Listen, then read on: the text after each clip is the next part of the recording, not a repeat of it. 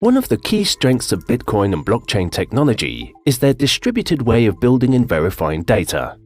The decentralized network of nodes ensures the protocol rules are being followed and that all participants agree on the current state of the blockchain. The proof-of-work consensus algorithm is what assures that miners are only able to validate a new block of transactions if the network nodes collectively agree on the validity of that block. A miner's performance is based on the amount of computational power they have, and this is usually referred to as hash rate or hashing power. The mining power is distributed over different nodes across the world, which means it is not in the hands of a single entity. At least it is not supposed to be. But what happens when the hash rate is no longer distributed well enough? What happens if one single entity is able to obtain more than 50% of the hashing power? One possible consequence of that is what we call a 51% attack, also known as a majority attack.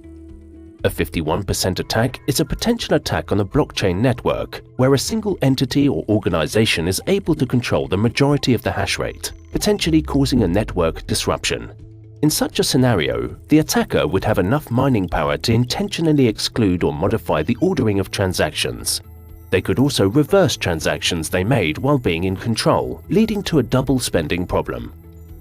A successful majority attack could also allow the attacker to prevent some or all transactions from being confirmed, or to prevent miners from mining, resulting in what is known as mining monopoly.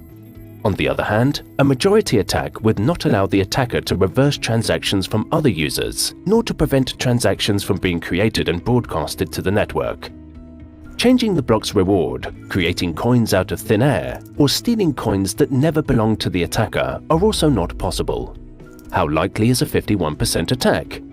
Since a blockchain is maintained by a distributed network of nodes, all participants cooperate in the process of reaching consensus.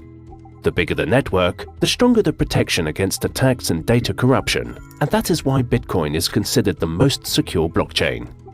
Several early miners joined the Bitcoin network to contribute to its growth and security. With the rising price of Bitcoin as a currency, new miners entered the system aiming to compete for the block rewards.